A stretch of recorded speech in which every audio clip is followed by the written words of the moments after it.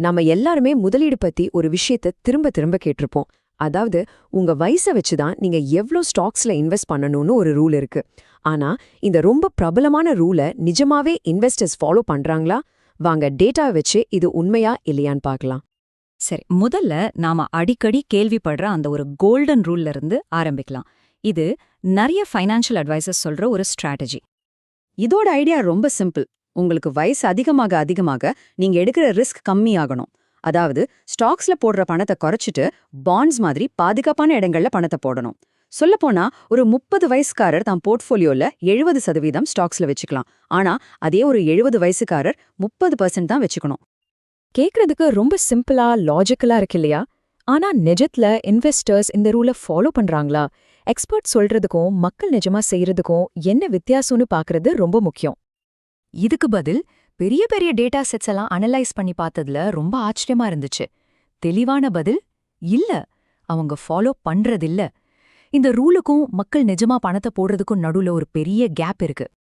உண்மையில ஒரு பெரிய ஸ்டடியில என்ன தெரிய வந்துச்சுன்னா, ரிட்டையர்மெண்ட் பிளான்ல இருக்கவங்கள கிட்டத்தட்ட பாதி பேர், அதாவது 47% பேர் ஒரு 10 வருஷத்துல அவங்களோட இன்வெஸ்ட்மெண்ட்ல ஒரு சின்ன மாற்றத்தை கூட பண்ணலையாம். இதுக்கு பேரு தான் இன்வெஸ்டர் இனர்ஷியா, அதாவது முதலீட்டாளர் மந்தநிலை.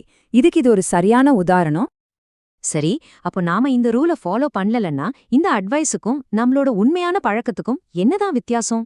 வாங்க டேட்டா என்ன சொல்லுதுன்னு இன்னும் கொஞ்சம் ஆழமா பார்க்கலாம். ஒரு பக்கம் எக்ஸ்பர்ட் சொல்ற அட்வைஸ் இருக்கு. அது என்ன சொல்லுதுன்னா, வயசு அதிகமாக அதிகமா ஸ்டாக் இன்வெஸ்ட்மெண்ட்டை படிப்படியா குறைக்கணும்னு ஒரு நீட்டான கிளீனான ஒரு சார்ட் மாதிரி காட்டுது. ஆனா இன்னொரு பக்கம் டேட்டாவை ஆராய்ஞ்ச ரிசர்ச்சர்ஸ் என்ன சொல்றாங்கன்னு பாருங்க. கொலம்பியா பிசினஸ் ஸ்கூல் ரிசர்ச்சர்ஸ் சொல்றாங்க, மக்கள் அப்படிலாம் பண்றதே இல்லைன்னு. இது அட்வைஸுக்கும் ரியாலிட்டிக்கும் இருக்கிற வித்தியாசத்தை ரொம்ப தெளிவா காட்டுது. இந்த அட்வைஸுக்கும் ரியாலிட்டிக்கும் ஏன் இவ்ளோ பெரிய கேப் இருக்குன்னு புரிஞ்சுக்க நாம ஒரு இன்ட்ரெஸ்டிங்கான ஸ்டேட்டிஸ்டிக்கல் புதிரை விடுவிக்கணும். ஒருத்தரோட முடிவுகளுக்கு பின்னால இருக்கிற உண்மையான காரணத்தை கண்டுபிடிக்கிறது எவ்ளோ கஷ்டம்னு இது நமக்கு புரிய வைக்கும். இது எப்படி யோசிச்சு பாருங்களேன். உங்க மாமாக்கு ஒரு குறிப்பிட்ட மாதிரி பாட்டு பிடிக்குதுன்னா அதுக்கு காரணம் அவரோட வயசா, இல்ல அவர் வளர்ந்த ஜெனரேஷனா, இல்ல இப்ப ட்ரெண்டிங்ல இருக்கிற பாட்டுங்கிறதாலையா? இதே குழப்பம்தான் இன்வெஸ்ட்மெண்ட்லயும் இருக்கு. நம்ம இன்வெஸ்ட்மெண்ட் முடிவுகளை பாதிக்கிற 3 முக்கியமான விஷயங்களை ரிசர்ச்சர்ஸ் பிரிச்சு பார்க்கணும். ஒன்னு உங்க வயசு, அதாவது உங்க பர்சனல் கிளாக். 2வது கால விளைவு, மார்க்கெட் இப்ப எப்படி இருக்குங்கிறது. 3வது கோஹார்ட் விளைவு, அதாவது நீங்க எந்த ஜெனரேஷனை சேர்ந்தவர் அப்படிங்கிறது. இதுல என்ன சிக்கல்னா, உங்க வயசுங்கிறது நடக்கிற வருஷத்துல இருந்து உங்க பிறந்த வருஷத்தை கழிச்சா வர்றது. அப்ப இந்த 3 விஷயமும் ஒன்னோட ஒன்னு பின்னி பிணைஞ்சிருக்கு. இதனால ஒன்ன மட்டும் தனியா பிரிச்சு பார்க்கறது ரொம்ப கஷ்டம். உதாரணத்துக்கு, ஒரு 70 வயசுக்காரர் ஸ்டாக்ஸ்ல கம்மியா இன்வெஸ்ட் பண்றாருன்னா அது அவரோட வயசுனாலயா, இல்ல அவர் ஒரு பெரிய பொருளாதார வீழ்ச்சியை பார்த்த தலைமுறையை சேர்ந்தவருங்கிறனாலயா கண்டுபிடிக்கிறது கஷ்டம். சரி, அப்போ இந்த புதிரையும் மனசுல வச்சுக்கிட்டு பார்த்தா நிஜத்துல மக்கள் எப்படி இன்வெஸ்ட் பண்றாங்க, டேட்டா என்ன சொல்லுதுன்னு பார்க்கலாமா? டேட்டாவை பார்க்கும்போது தெரியுது, நம்ம பழக்கம் அந்த ரூல்ஸ் சொல்ற மாதிரி ஒரு நேர்கோட்ல இல்ல. நாம பெரும்பாலும் எந்த மாற்றமும் செய்யாம அப்படியே விட்டுடுறோம். நம்மளோட ஸ்டாக் ஓனர்ஷிப் சின்ன வயசுல அதிகமா இல்லாம மிடில் ஏஜ்ல தான் உச்சத்துக்கு போகுது. இது ஒரு ஹம் ஷேப்ட் பேட்டர்ன். அது மட்டும் இல்லாம கிட்டத்தட்ட பாதி குடும்பங்கள் ஸ்டாக்ஸ்ல இன்வெஸ்டே பண்றதில்ல.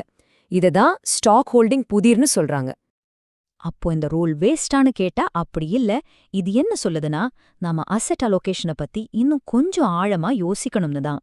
இத நாம 2 முக்கியமான அப்ரோச்சா பிரிக்கலாம். இத நாம ஸ்ட்ராட்டஜிக் அலோகேஷன் மற்றும் டாக்டிக்கல் அலோகேஷன்னு 2ஆ பிரிக்கலாம். ஸ்ட்ராட்டஜிக் அலோகேஷன்ங்கிறது ஒரு லாங் டேர்ம் பிளான். உங்க வயசு, ரிஸ்க் எடுக்கிற திறன் இதையெல்லாம் வச்சு முடிவு பண்றது. டாக்டிக்கல் அலோகேஷன்ங்கிறது ஒரு ஷார்ட் டேர்ம் பிளான். மார்க்கெட் நிலவரத்துக்கு ஏத்தா மாதிரி அப்பப்போ மாத்திக்கிறது. ஸ்ட்ராட்டஜிக் பிளான்ங்கிறது ஒரு மேப் மாதிரி. டாக்டிக்கல் பிளான்ங்கிறது வழியில வர்ற டிராஃபிக்கை சமாளிக்க நீங்க எடுக்கிற மாற்று வழி மாதிரி. எந்த ஸ்ட்ராட்டஜியா இருந்தாலும் அதோட நோக்கம் ஒண்ணுதான், ரிஸ்கையும் ரிட்டர்ன்ஸையும் பேலன்ஸ் பண்றது. நம்ம நாட்டு பங்குகள், கடன் பத்திரங்கள், தங்கம்னு இப்படி பல இடங்கள்ல பணத்தை பிரிச்சு போடும்போது மார்க்கெட்ல வர்ற ஏற்ற இறக்கங்களை நம்ம நல்லா சமாளிக்க முடியும். அப்போ இதிலிருந்து நாம தெரிஞ்சுக்க வேண்டிய முக்கியமான விஷயம் என்னன்னா, இந்த மாதிரி சிம்பிளான ரூல்ஸ் நமக்கு ஒரு ஸ்டார்டிங் பாயிண்டா இருக்கலாம். ஆனா நம்மளோட நிஜ வாழ்க்கை இன்வெஸ்ட்மெண்ட் முடிவுகளை, நம்மளோட மனநிலை, மார்க்கெட்டை பத்தின நம்ம கணிப்புகள், நாம வளர்ந்த தலைமுறை அனுபவங்கள்னு பல சிக்கலான விஷயங்கள் தான் தீர்மானிக்குது. இறுதியா இது நம்ம எல்லாரையும் ஒரு கேள்வி கேட்க வைக்குது. சிம்பிளான ரூல்ஸ் நமக்கு ஒரு தைரியத்தை கொடுக்கலாம். ஆனா உங்க சொந்த இன்வெஸ்ட்மெண்ட் பழக்கத்தை நீங்க திரும்பி பார்த்தா உங்க முடிவுகளுக்கு பின்னால இருக்கிற உண்மையான சக்திகள் என்னன்னு தெரிய வருதா? நீங்க அந்த 100 உங்க வயசு ரூலை ஃபாலோ பண்றீங்களா? இல்ல உங்க முடிவுகளை வேற ஏதாச்சும் இயக்குதா? யோசிச்சு பாருங்க.